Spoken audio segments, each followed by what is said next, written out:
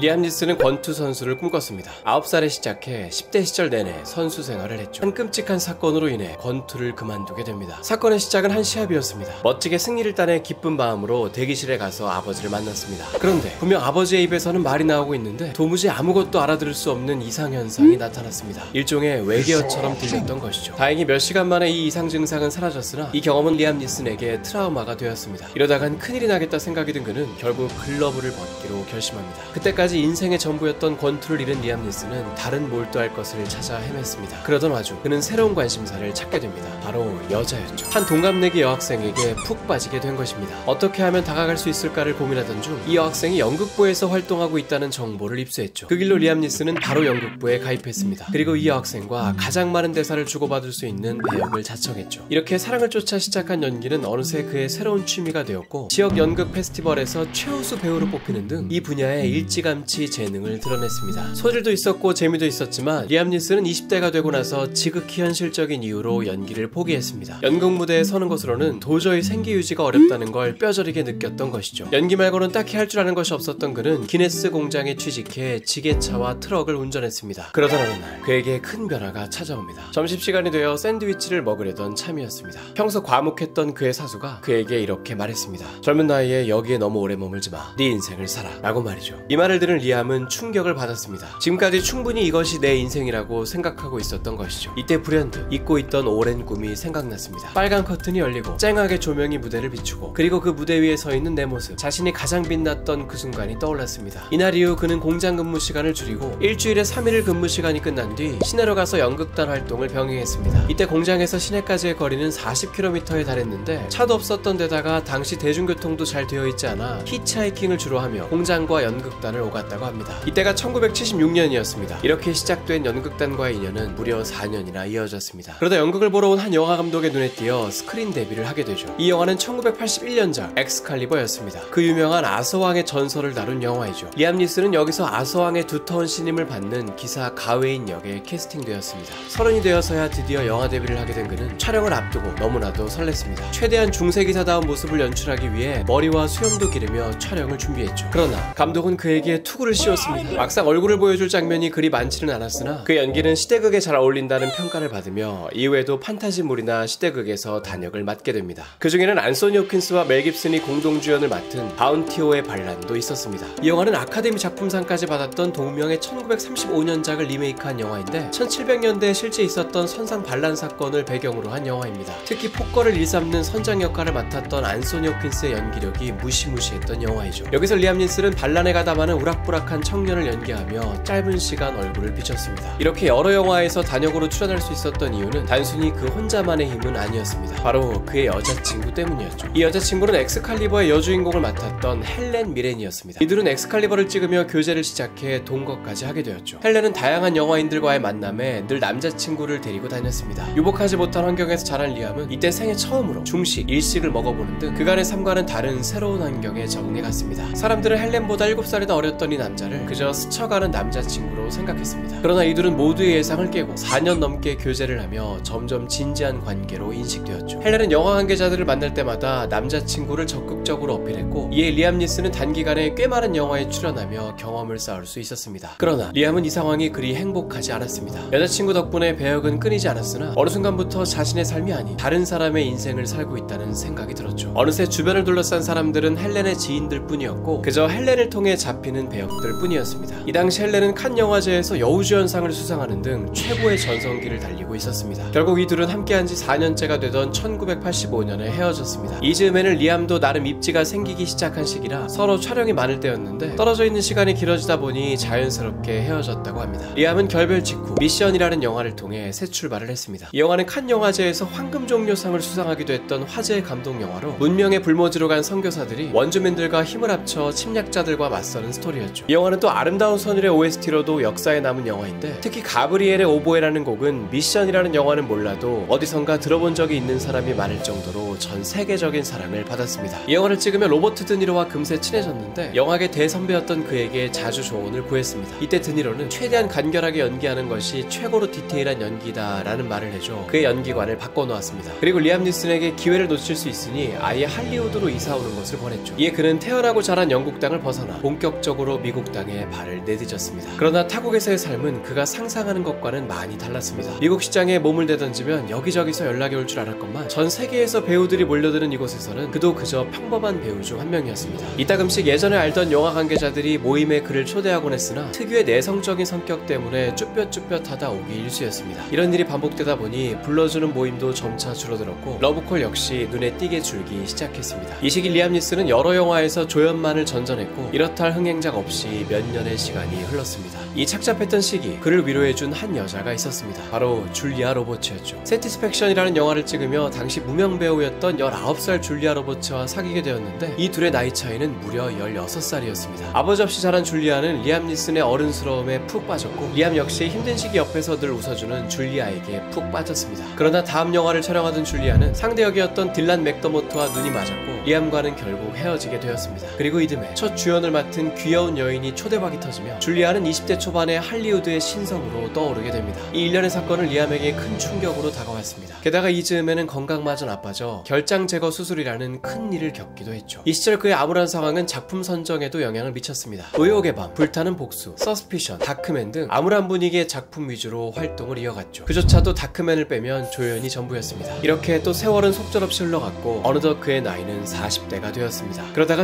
1992년 한 사건이 그를 어둠 속에서 꺼내주었습니다. 이 당시 리암은 지친 영화계를 떠나 한 연극에 출연 중이었습니다. 그리고 이 연극을 보러 온 관객 중에는 스티븐 스필버그가 있었죠. 마침 차기작의 배우를 물색하고 있던 그에게 리암은 딱 그가 찾던 이미지였습니다. 사실 리암 니슨은 몇 달 전 이 스티븐 스필버그의 차기작에 오디션을 보러 온 적이 있었습니다. 당시에는 그닥 탐탁치 않아 단번에 탈락했었죠. 하지만 무대 위에서 다시 본 리암 니슨은 너무나도 매력적이었습니다. 이에 스티븐 스필버그는 그에게 한 영화의 주연을 제의했습니다. 이 영화는 바로 감동적인 실제 사건을 배경으로 한 영화 쉰들러 리스트입니다. 리암 니슨은 여기서 주인공 쉰들러를 연기했습니다. 독일인 사업가였던 쉰들러는 제2차 세계대전 당시 전 재산을 바쳐 1200명에 달하는 유대인들을 독일군의 소나기로부터 구해낸 인물입니다. 역사적 사건을 다루고 있기 때문에 최대한 사실적인 묘사에 신경 쓴 영화인데 당시 자료화면 같은 느낌을 주기 위해 흑백 영화로 촬영되었습니다. 원래 이 영화는 멜 깁슨, 케빈 코스트너를 비롯해 당대 유명 배우들이 주연을 맡고 싶다고 어필했습니다. 하지만 스필버그는 유명세 있는 배우가 이 배역을 맡았다가 그 배우 특유의 이미지 때문에 몰입도를 해칠 것 같다고 판단했죠. 이에 일부러 인지도가 낮은 배우를 물색 중이었습니다. 이런 상황에서 마침 한 연극을 보던 중 리암 니슨이 눈에 띄었던 것입니다. 캐스팅이 확정되자 스필버그는 쉰들러의 영상을 구해 리암에게 그의 말투를 연습시켰고 덩치가 컸던 쉰들러를 최대한 비슷하게 묘사하기 위해 리암 니슨이 착용하는 외투를 모두 2사이즈 더 크게 만들었습니다. 리암 니슨은 이 영화에서 엄청난 활약을 펼쳤고 특히 영화 말미에 흐느끼며 한 명이라도 더 살릴 수 있었다 하며 주저앉는 이 장면은 많은 이들에게 울림을 주었습니다. 이 영화로 리암은 42의 나이에 생애 처음으로 아카데미 나무주연상 후보에 올랐습니다. 하지만 필라델피아에서 에이즈 환자를 연기한 톰 행크스에게 밀려 수상에는 실패했죠. 그러나 쉰들러 리스트는 작품상, 감독상, 음악상을 포함해 그의 아카데미 시상식 7개 부분을 석권하며 90년대를 대표하는 명작 영화로 남았습니다. 이듬해에는 조디 포스터와 함께 공동주연을 맡은 넬이라는 영화까지 흥행했습니다. 이 영화는 어렸을 때부터 세상과 단절되어 외딴 곳에서 홀로 자란 한 여자의 이야기였습니다. 인간의 언어마저 익히지 못한 이 여자가 인간을 처음 조우하며 겪는 이야기였죠. 여기서 리암 니슨은 이 여자를 도와주며 마음을 열고자 하는 박사를 연기했습니다. 이 영화는 제작비의 4배를 넘게 벌어들이며 흥행에 성공했고 주연을 맡아 명연기를 펼친 조디 포스터는 온갖 극찬을 받으며 아카데미 여우주연상 후보에도 올랐습니다. 이렇게 쉰들러 리스트, 넬 이 두 편의 영화를 통해 40대 초반에 드디어 빛을 보게 된 리암 니슨은 이때를 시작으로 망했습니다. 뭐요? 이후 무려 6년 동안을 흥행작 하나 없이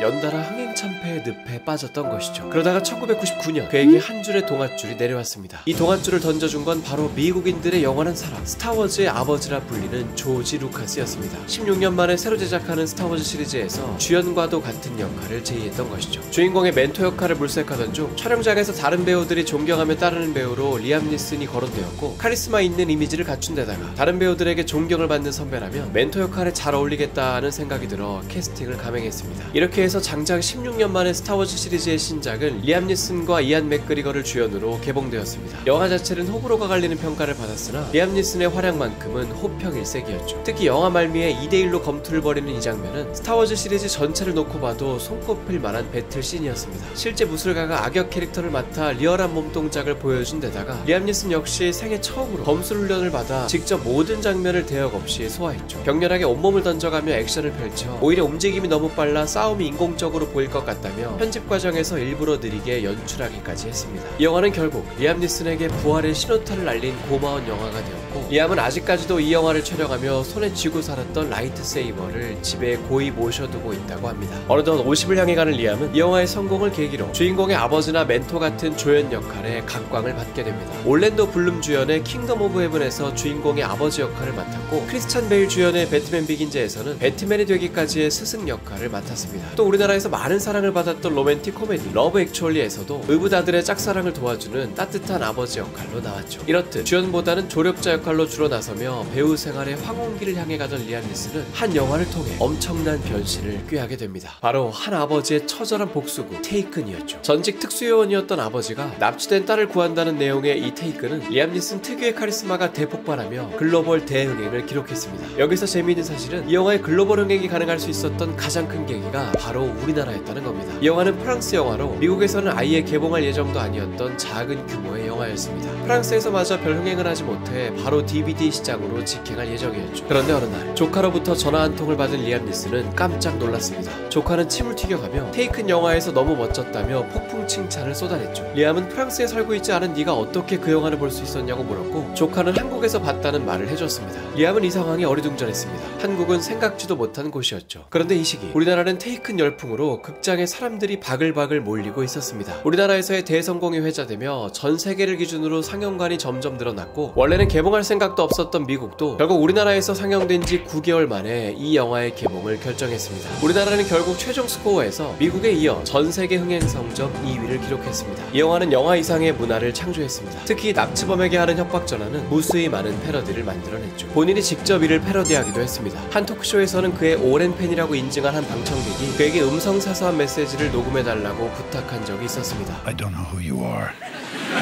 I will find you. I will kill you. Please leave a message.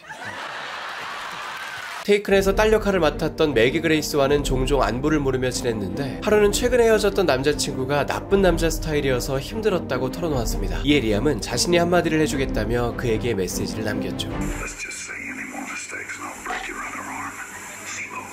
이렇듯 테이큰은 그에게 56의 나이에 엄청난 명예를 안겨줬습니다. 그러나 하필이면 인생의 이막이 펼쳐지려는 이 시기에 그는 인생에서 가장 어두운 개인사를 겪게 됩니다. 사건의 주인공은 그의 아내였습니다. 결혼한 지 16년 차가 되던 2009년, 아내가 스키를 타던 중 머리를 부딪히는 사고를 당했습니다. 당시 리암은 머나먼 캐나다에서 영화를 촬영 중이었는데 정신을 잃고 깨어나지 못하고 있다는 말을 듣고는 허겁지겁 병원으로 달려왔습니다. 그리고 아내는 이날 이후 영원히 깨어나지 못했습니다. 이때 아내의 나이는 고작 45이었습니다. 연극 배우로도 오래 활동했던 그녀를 추모하기 위해 미국의 브로드웨이와 영국의 극장거리는 사망 다음날 2분간 모든 조명을 끄는 방식으로 그녀를 추모했습니다. 특히 브로드웨이는 이 둘이 1993년 같은 연극의 동료 배우로서 처음 만났던 곳이기에 그 어느 곳보다도 의미 있는 장소였죠. 아내를 잃은 이 시기, 리암은 바쁘게 지내야 슬픈 생각을 쫓을 수 있다며 미친 듯이 영화 촬영을 잡았습니다. 이때부터 10년간 30개가 넘는 영화에 출연하며 다작 활동을 했죠. 이 시기 그가 출연한 영화 중에는 우리나라 영화인 인천 상륙작전도 있었습니다. 여기서 맥아더 장군을 연기했죠. 분량이 그리 크지 않았기 때문에 원래 그의 출연 분량은 미국에서만 촬영될 예정이었습니다. 그러나 리암은 직접 요청을 해 한국으로 건너와 촬영을 했죠. 인천 상륙작전 기념관에 들러 맥아더 동상에 헌화를 하고 역사 자료를 뒤지며 그에 대해 많은 연구를 해 소품 등 디테일한 부분들을 제작진에게 직접 건의하기도 했습니다. 2009년에 아내를 잃은 후 이제는 시간이 꽤나 흘렀지만 리암 니슨에게 이 일은 쉽게 잊혀지지 않았습니다. 불과 몇 년 전 그는 SNS에 이런 말을 남겼습니다. 세상에서 가장 힘든 일은 사랑하는 누군가를 잃는 것이다. 16년간 헤아릴 수 없는 기쁨과 사랑을 준 내 전부였던 아내가 하루아침에 사라졌다. 이 순간 모두가 가족의 소중함을 생각해봤으면 좋겠다. 왜냐하면 언젠가 핸드폰 연락처 목록에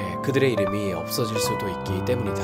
오늘도 긴 영상 끝까지 봐주셔서 감사합니다. 여기까지 보셨다면 좋아요, 구독 잊지 마시고요. 그럼 다음 영상에서 만나요.